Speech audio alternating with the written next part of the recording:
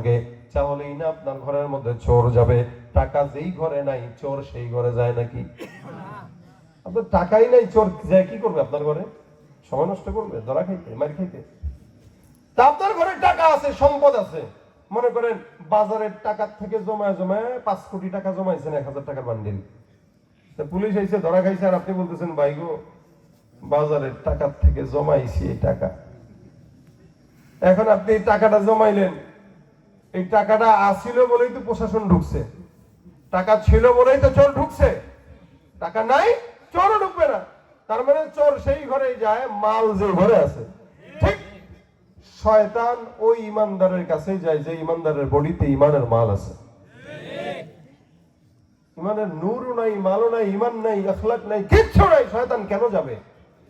ইমানদার আল্লাহওয়ালা বুজুর্গদের কাছে শয়তান যাওয়ার অন্যতম কারণ হলো তাদের ভিতরে মাল আছে। কি বলেন, ঠিক না?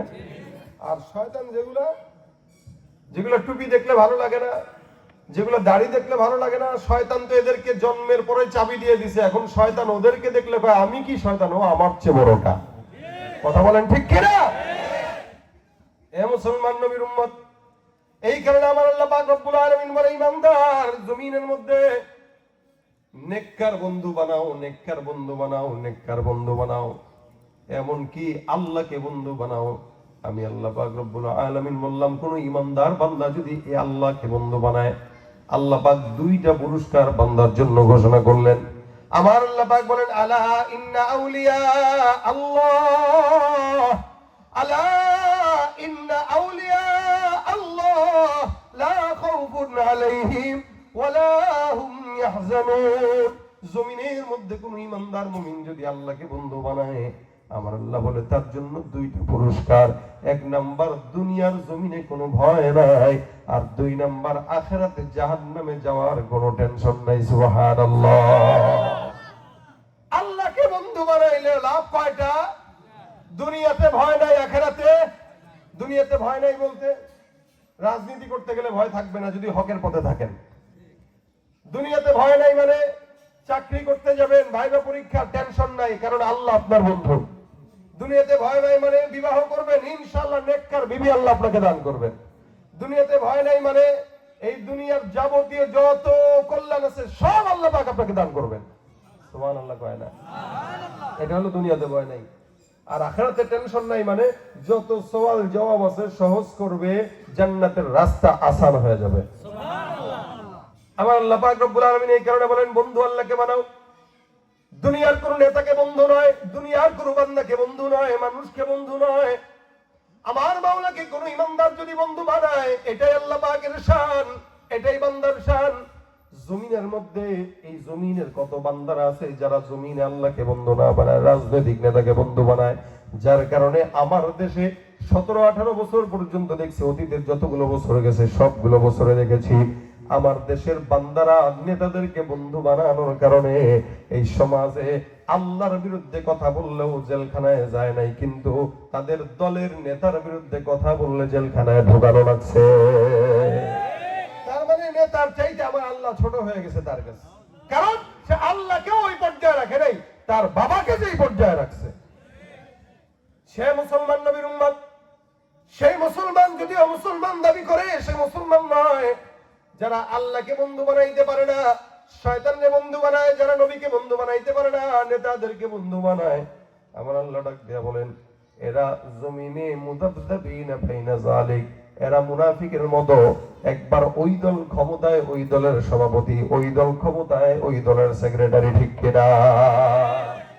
যখন যেই দল ক্ষমতায় তখন সেই দলে যোগ দেয়। আমার আল্লাহ পাক রব্বুল আলামিন বলে মুনাফিকে হালত বাদ দাও, আমি আল্লাহকে বন্ধু বানাও। জমিনের মধ্যে কোন ইমানদার যখন মাওলাকে বন্ধু বানায় ঠকে না।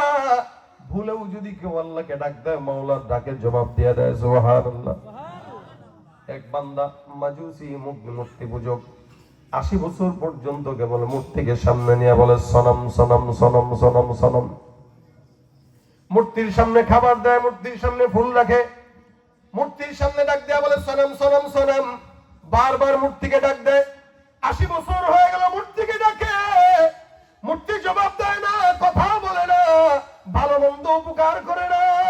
লা ইয়াদুররু ওয়া লা ইয়ানফা ওয়া লা ইয়ানতিক, কথা বলতে জানে না, উপকার করতে জানে না। সেবাও করতে জানে না, কারণ তার তো দিলের মধ্যে প্রাণও নাই। 80 বছর পর্যন্ত মূর্তিকে ডাক দেয় সনম সনম সনম সনম সনম বইলা।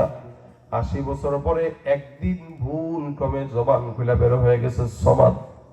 আমার আল্লাহ পাক ডাক দিয়া বলেন কুল হুয়াল্লাহু আহাদ আল্লাহুস সামাদ লাম ইয়ালিদ ওয়া লাম ইউলাদ ওয়া লাম ইয়াকুল লাহু কুফুয়ান আহাদ।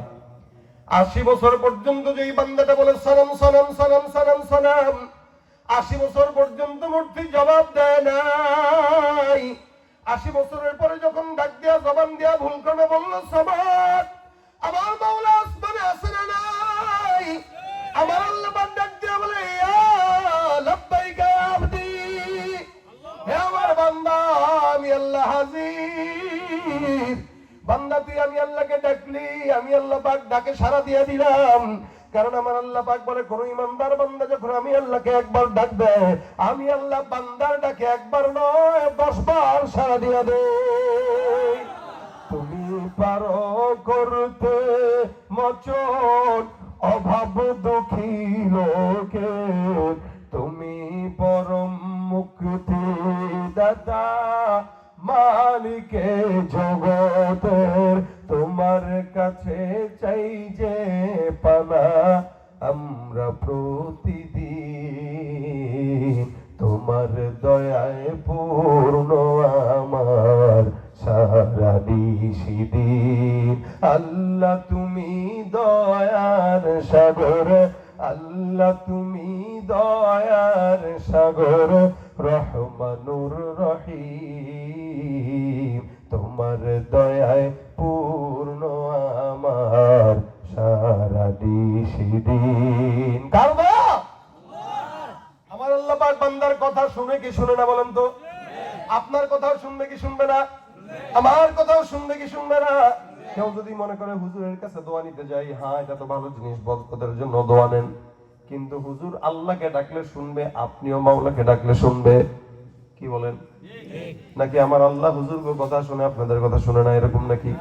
এই মুসলমান একটা বান্দা গুনাহ করতে করতে করতে করতে পাহাড় সমান গুনাহ যদি করে, এরপরেও বান্দা যদি মাওলারে ডাক দেয়, আমার আল্লাহ বলে বান্দা আমাকে তুই জমিনের মধ্যে ডাকবি, আমি আল্লাহ তোরে আসমানের ফেরেশতার সামনে ডাকবো।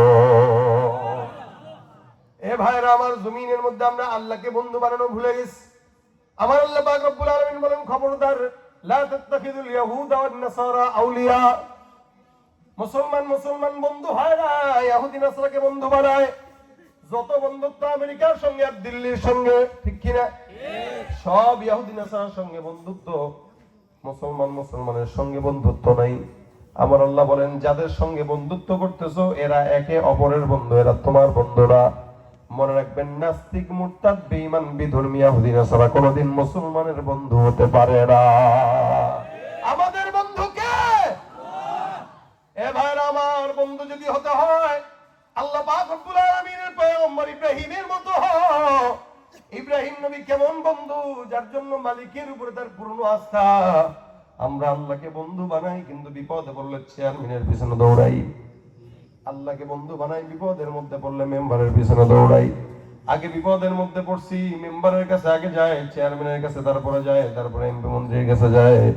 পায়ের জুতার তলা সাফ করে করে যায়, কোনো কাজ হয় না। অবশেষে যায় নামাজে বৈশা কয় আল্লাহ তুই ছাড়া আর কেউ নাই।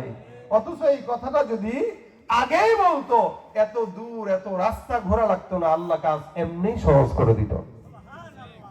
এ ভাইরা আমার, ইব্রাহিম পয়গম্বরকে নমরুদ আগুনে ফেলছে জানেন তো আপনারা? বিশাল বড় অগ্নিকুণ্ডের ভিতরে ফেললো। ইব্রাহিম পয়গম্বরকে ফেলানোর জন্য কিনারের মধ্যে নিয়ে আসলো। আল্লাহ পাক রব্বুল আলামিনের ফেরেশতা জিবরাইল কয়, এটা বুঝলাম না কাহিনী। ইব্রাহিম নবী আল্লাহ তোমার বন্ধু, যার কারণে ইব্রাহিমের নামে শেষে একটা লকব আছে। লকবটা কি? হ্যাঁ জোরে বলেন। ঘুমাইতেছেন আপনাদের? ইব্রাহিম খলিলুল্লাহ। খলিল বলা হয় যে ব্যক্তি আল্লাহকে বন্ধু বানায় নেয়। ইব্রাহিম আল্লাহকে বন্ধু বানায় নিয়েছেন, এই কারণে ইব্রাহিম খলিল। আর হাবিব বলা হয় আমাদের রাসূলকে, আর হাবিব তাকেই বলে আল্লাহ যাকে বন্ধু বানায় নেয়। সুবহানাল্লাহ আসতে কয় এরা। আরে আর জোরে বলেন সুবহানাল্লাহ। বলছেন জান্নাতে একটা গাছ লেগে গেছে, এখন যারা বলছেন তাদের একটা লাগছে, আবার যাদের বাড়ছে এদের আরেকটা লাগছে। সুবহানাল্লাহ। যত বলবেন তত লাগবে। সুবহানাল্লাহ সুবহানাল্লাহ। এক একবার সুবহানাল্লাহ এক একটা গাছ লেগে যাবে জান্নাতে। তাহলে এই গাছ কত বড়? নবী বলেন কেউ যদি একবার সুবহানাল্লাহ বলে আল্লাহ পাক জান্নাতে যে গাছ লাগায় দিবে, একটা দ্রুতগামী ঘোড়া যদি 100 বছর পর্যন্ত দৌড়ায় ওই গাছের ছায়া গাছের গোড়া অতিক্রম করতে পারবে না। কত বড় গাছ!